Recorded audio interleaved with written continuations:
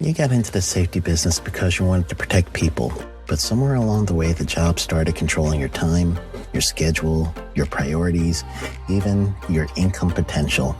What if the expertise you've built over the years in the field can give you something more? More freedom, more control, more ownership of your future. I'm Sheldon Primus, the author of 7 Steps to Starting a Profitable Safety Consulting Business and the host of the Safety Consultant Podcast, with more than 350 episodes helping safety professionals become consultants and grow their career. Consulting changed my life. In fact, I'm a full-time RVer, and one consulting contract paid for my home I live in today.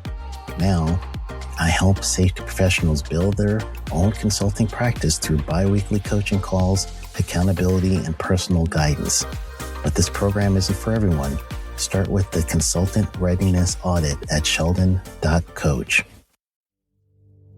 What if everything we thought we knew about safety was just interference? From the host of the Rated R Safety Show and the founder of Safety FM comes the complete Signal Transmission Trilogy, now available in one powerful edition. Safety, in my opinion, the book that started the conversation. Safety Mutation, where the boundaries of culture, systems, and belief begin to break. And now, Safety Transmission, the final piece of the signal. For the first time, all 3 books are together in one volume. The Signal Transmission Trilogy, Complete Edition. This isn't just about compliance. It's about consciousness. It's about decoding the way we think, lead, and live, inside and outside the system. Whether you've been following the signal since the beginning or you're just now tuning in, this is the version to own. Search Signal Trilogy on Amazon or visit safetyfm.com to get your copy now.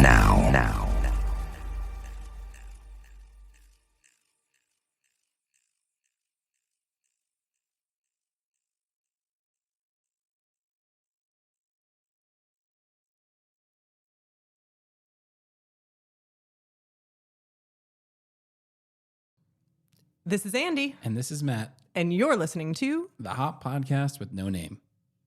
What a dumb name. It's so stupid.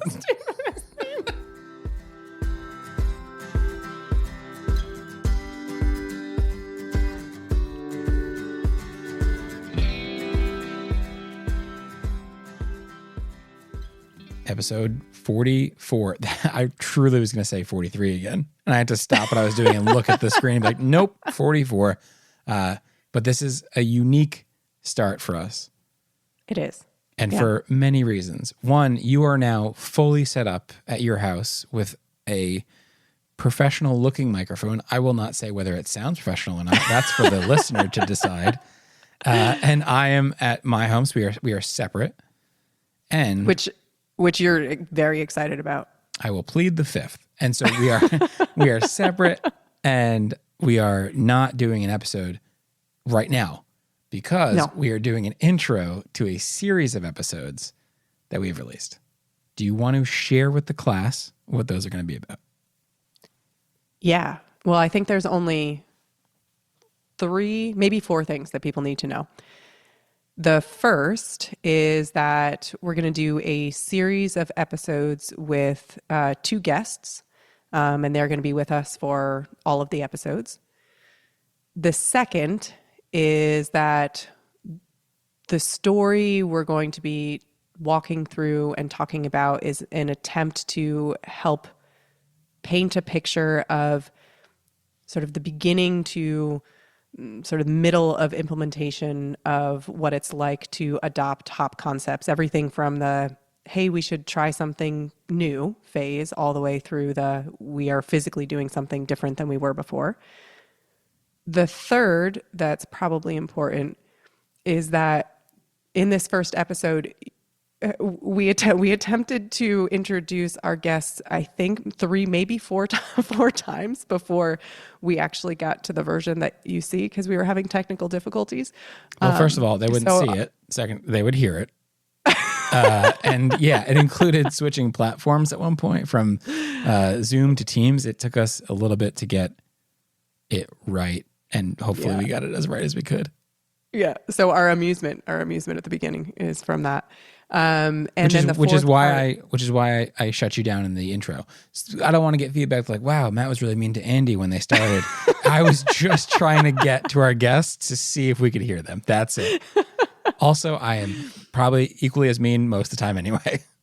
Right. Also, two things can be true. Yep. And then the fourth part is that at least in this first episode, part of it's pretty emotional, which is a little bit different than normally kind of the feeling of what we record. So we just want to let people know that, part of the story is pretty emotional and moving. Yeah, for sure. I'm proud of you for making it 44 episodes before crying on the podcast. It was impressive. There were times where you were very close, but we got there, and it really is a great story from Erik and Ron, who you're going to meet shortly here, and we're excited. So no further ado, it's going to be, we think, somewhere between 4 and 6 total episodes with this crew. So we're excited. As always, give us feedback, but let's get into it. Let's get started. I'm just going to jump into it. We're going to get right into it. Andy, don't say a word. Andy, stop. Don't say a word. Sorry. We have guests, and we're very excited about it. And all I want, and we definitely, is the first time we're trying it, is to have them introduce themselves. We definitely haven't tried this 3 times before. We don't have several recordings of it failing. But, Erik, would you like to introduce yourself? Good morning, Matt. Oh, I heard it perfectly. Good morning, Erik. Good morning. Great to be on with you. So let me introduce myself for your listeners. My name is Erik Barch. I am a 25-year veteran of the energy business, working for Shell for over 20 years, and then becoming the CEO for a major oil and gas producer in California called Aera Energy. We recently transacted on that business, and so I'm doing some investing and working on some other things since July. Great to be with you guys. We're very happy to have you and to be able to hear you, which turned out to be more of an issue for us than we thought, but we're happy. And then we also have Ron. Ron, introduce yourself, please. Great. Thanks, Matt. Thanks, Andy. Thanks, Erik. My name is Ron Dunley. I'm an environmental health and safety professional. I've worked in industry for about 30 years, and I'm excited to be here. I would not consider myself to be a HOP expert, but certainly a HOP believer and practitioner at this point, and I'm excited to be here. We're excited to have you. Excited to have both of you, actually. This is fun for us. And we haven't done this, Matt. Yeah. So I think we probably have to start off with at least, I don't know, explaining why we are having guests at all, or Yeah. like where the. How dare us? We should. Who do we think we are having guests? But yeah, I think this is a big change for us. But we really do feel like it's worth it, worth the change. We think we have a great story to tell. Yeah. So I'll start from my perspective, and then maybe Erik, you can fill in some of the blanks. So how I remember the beginning of this decision to tell this story was an email from you, and it was sort of in true CEO fashion, not a lot of information in the email, just like hey, do you have time to talk? In which I got giddy and nervous all at the same time of, what could Erik want to say? And we had worked with you before, and I'd been able to meet you, and I knew your personality type, and I respect the heck out of you. And so we set up a call, and you told me that, if I remember correctly, that you were looking for a place to tell this story. Is that right? Am I remembering that correctly? And do you want to fill in some of the blanks of what this story is? That's right, Andy. I feel really passionate about industrial safety. I feel really passionate about what we do in the energy industry and the difference it makes.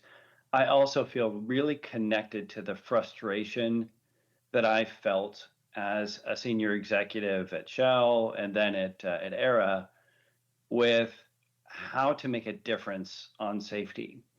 And the journey that we've been on for the past 6 years, I would say that I've been on the journey anyway, I've really come to understand that there is a breakthrough that's possible for a lot of leaders and a lot of companies that are wondering how they can make a significant difference on safety. And so, absolutely, we've gone down this path at Aera, had some real success, some tangible success, which I know we'll speak about. And I simply want to share that story with other people like me so that they feel curious, inspired to learn more. Yeah. Which is inspiring to me, and one of the reasons why this felt so important to be able to tell the story, and we're going to do it in a couple different ways, one of which being this podcast, was because there are a lot of people like you in your position that they don't have another peer to talk to about this space, and they do feel a sense of frustration and helplessness in terms of what it means to try to manage the safety and the well-being of their employees. And to be able to talk to how you were able to get sort of through that feeling to a place where it feels as though you can get some traction seems incredibly important for people to be able to hear. Yeah, thanks, Sandy. Thanks, Matt. I'm really happy to be here with Ron and tell the story. It's awesome. Yeah, I had a CEO who I actually really enjoyed working with many, many years ago. And it felt like the only thing they could do was tell us that we needed to do more and do it better. There wasn't this like not a willingness to change. It was almost like, well, what else can we do? We just got to do what we said we're going to do and do it better. And the idea that we're going to spend a lot of time talking about change and what changed and how it changed and how we got there, I'm really excited to hear. But that doesn't explain why Ron's here. Ron, I'm sure we could. Yeah. You and I could sit here and watch Andy and Erik talk for hours, but we have microphones and we're forced to speak under some agreement. So. Ron. And we would enjoy that. Yeah, we would. Enjoy that, Matt. I do it professionally. Sure. Yeah. And I don't, but no, I'm excited also to be here because I worked as an EHS manager at Aera Energy within Erik's organization. And as part of that process, I learned a lot about human and organizational performance. And I personally found it to be a bit of a journey, sometimes a frustrating one, but one that I felt was transformative for me and many of my colleagues in the professional family that I am within. And I think sharing that story is something that I owe back to the profession because I think if you're someone who's interested in SIF prevention, someone who is interested in creating reliability in your EHS systems, that understanding deeply and embracing the 5 principles is critically important. And I hope to help share that message beyond, my immediate circle. That's great. Thanks, Ron. Yeah, we get to hear EHS manager and CEO talk about what it was like. I'm excited. So where do we start, Andy? Where do you want to start? Oh, I guess.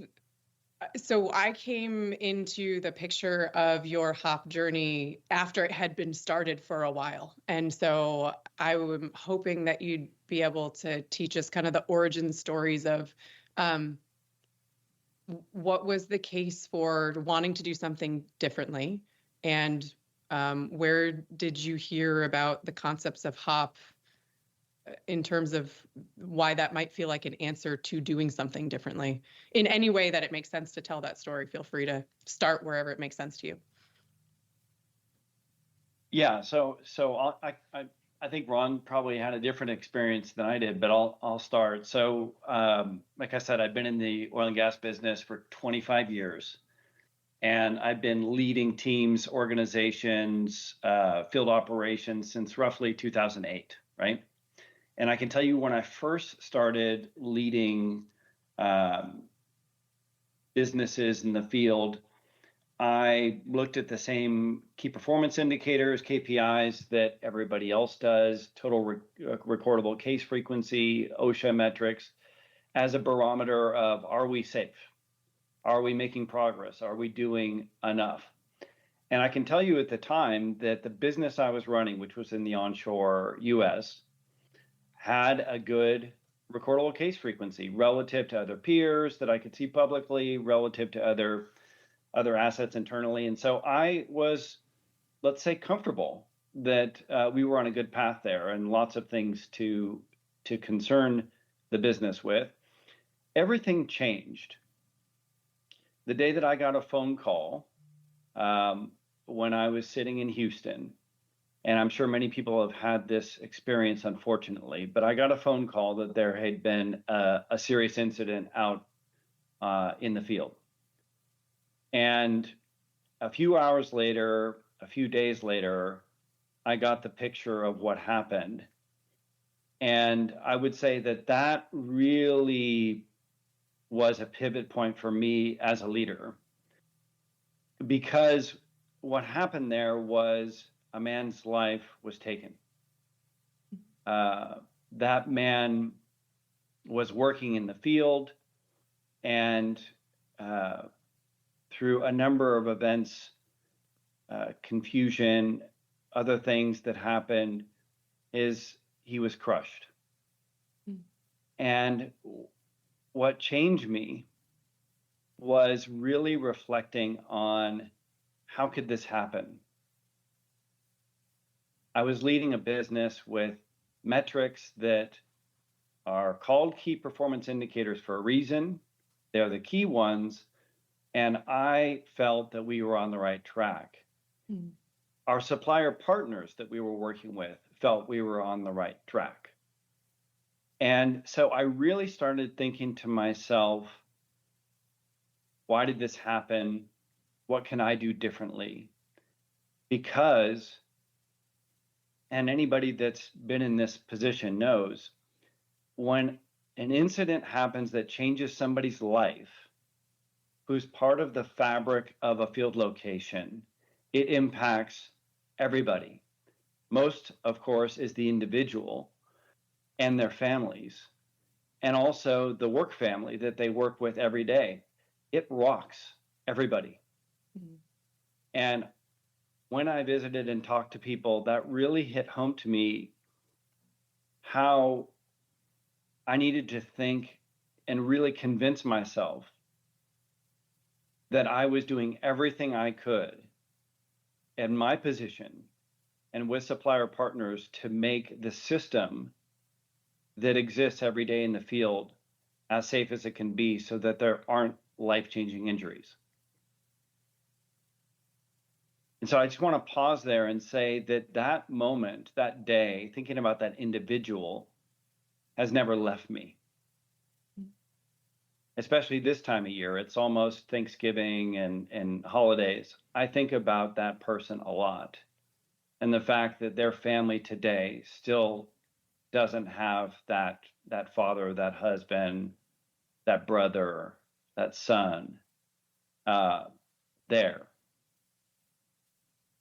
Now, I should say here that my role as a business leader is specific when it comes to safety. It goes to culture. It goes to the systems, the incentives, the performance, the engagement with suppliers who many times own the safety performance of their people when it's on site. So it's not a straightforward fix. It's something that requires and has required of me a lot of thought about what to do different and how I can make a difference from my role in the C-suite now, so that I can make a difference for people in the field wherever they are.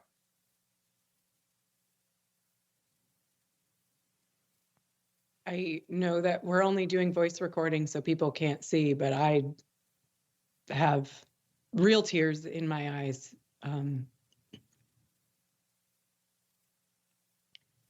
That feeling that you describe of responsibility and feeling as though things are going well, and then learning that they're not, or at least that how controlled things are is different from what you were picturing,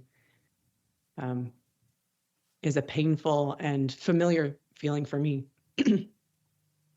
And then obviously when it's tied to real people that you picture and you knew, and it's helpful to be able to turn that raw pain and emotion that exists anytime that there's a loss into something that feels like it can be productive. And so, yeah, thanks for sharing where the desire to do something different came from.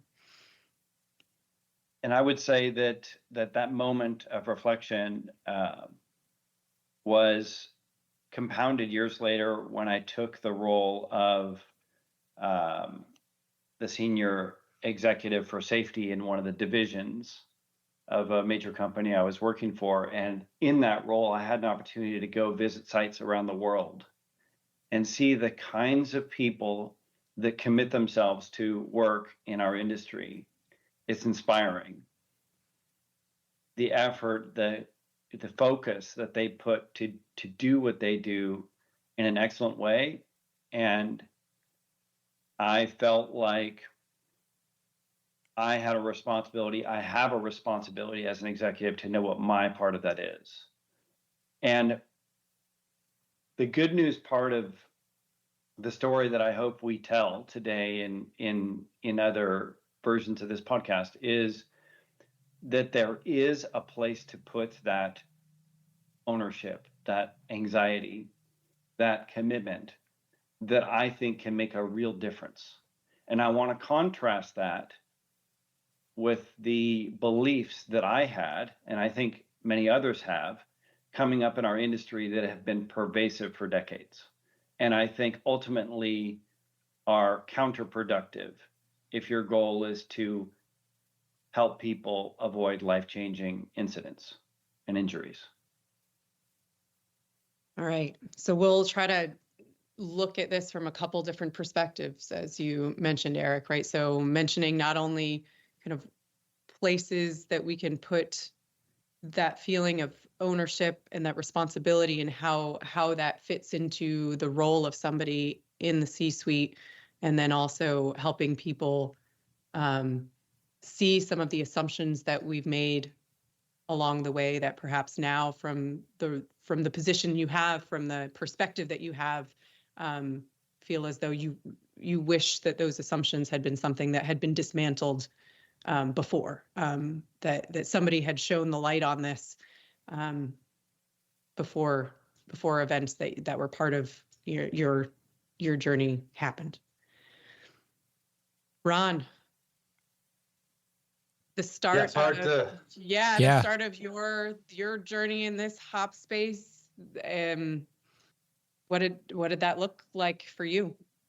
Yeah, so I think my story is a bit different, but it is related because Erik has played such an important part in my journey.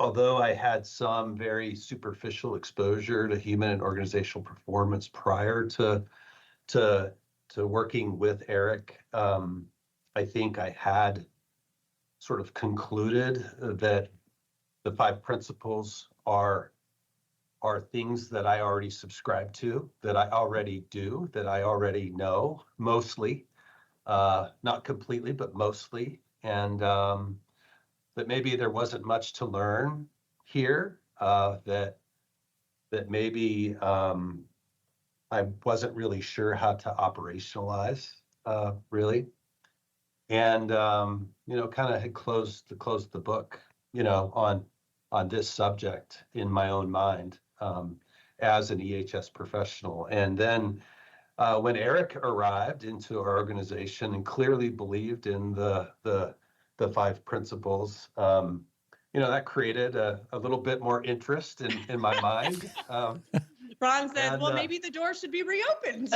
Oh, wait a minute! I actually revisit these a little bit.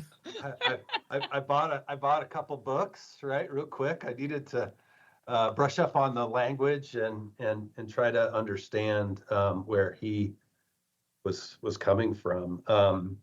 And I know Erik sensed this, and to some extent I've told him this, But I really was a bit resistant in the beginning, and I felt like, maybe I could just speak differently about what we're already doing to improve the system, and then that would find a way to meld the two cultures. The company that I work for and Erik as a CEO, that might be the bridge that could be built. But what happened as a result of a deeper exposure to HOP, a few events that really had the potential to change people's life.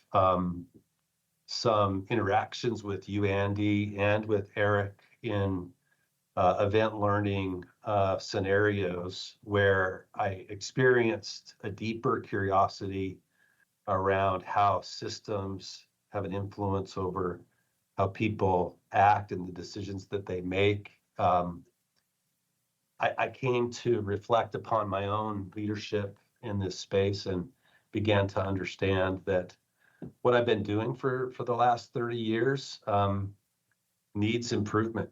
And this subtle change in view of safety, that this term safety differently or safety to, like, it's a real thing. And today, when I interact with my customers, they often, those that knew me beforehand often ask me what the heck happened, and we like this new version, right? And there's a lot of reasons for that. But I mean, I think to just answer the question, I think, having a new CEO that was interested opened a door. I jumped through it. I think experiencing a few serious events where we really had the potential to hurt someone seriously had an impact. Hearing, being exposed to people like you, Andy, and others like that, I really think differently about how I've managed safety over the last 30 years, and wish I would have been exposed to it much earlier on in my career. I think I could have prevented many more serious injuries along the way had that been the case. That's really powerful, Ron. It's a feeling that is maybe the reason why even I personally teach this over and over and over and over again, is that feeling that you're both describing of, I wish I had known how to do this even earlier. And for me, it was only a few years of being in the industry before I was exposed to HOP concepts. And even in those few years, like 2-3 years, I could picture how many different opportunities that I didn't even know were there to look at, to understand, to learn from, to design differently. It was in front of me, and yet so far away, so hidden from my ability to understand anything, that I reflect on those, especially when you see the results of a brittle system in your face, like when you walk into a room and you see somebody seriously injured. That's enough to change. That's enough to change quite a bit about how you see the world. So I think what we'd love to be able to understand next, and I think, Matt, it would be on our next episode in this space, would be kind of where you first heard about these HOP concepts. And then, Ron, you taught us a little bit about your first impression. And Erik, I'm really curious, your first impression, if you heard it once and you're like, okay, this is the direction we need to go, or it was a bunch of different times, a bunch of different types of exposure that made it kind of feel as though that's the direction you wanted to try to make change in. I think that would be helpful for people to understand first impressions of this type of information, and places that they can get exposure, that people get access to this type of information. I'm excited to hear about where it trickled over in these next couple episodes. We have a safety manager and a CEO, but it extends outside of safety. I'm excited to hear the stories of where you realized it might have been extending past those boundaries and into everything else we do. Because I know from my background in the software world, even this week, I'll look at Andy and be like, I wish I knew this earlier. I would have done this differently. In a non-safety at all, just like a business interaction, I would have done this differently. And I'm excited to hear about how you all were exposed and brought it in. I always think about in elementary school, we made candles. It's going to be a weird analogy, but stay with me for a second. I'm ready. I'm so excited to see where this goes. They gave us, each kid got a wick, a foot-long wick, and you made a circle, and you dipped the wick in the wax, and then you walked around the circle, and then you dipped, and then it just slowly built a candle over time, and you kind of have to keep dipping it, taking a break, and dipping it again to build, and that's how I experienced HOP myself. It was not an overnight switch for me. It took constant exposure and time to get there. That was a really good analogy, Matt. I want to give you Well, this is a great time to end the first episode then. So we are going to have Erik and Ron back on a couple times, if not more, and we're excited to see where the story goes.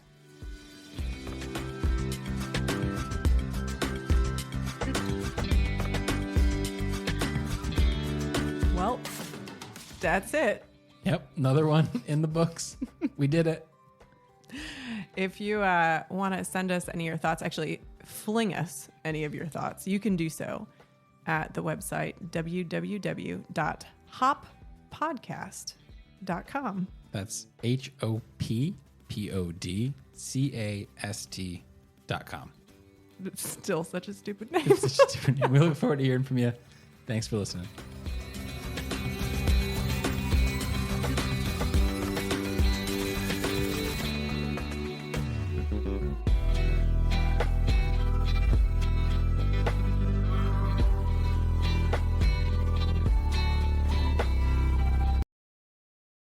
You got into the safety business because you wanted to protect people, but somewhere along the way, the job started controlling your time, your schedule, your priorities, even your income potential. What if the expertise you've built over the years in the field can give you something more? More freedom, more control, more ownership of your future.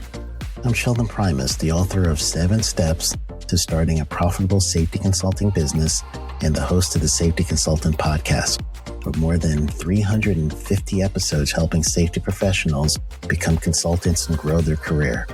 Consulting changed my life. In fact, I'm a full-time RVer, and one consulting contract paid for my home I live in today.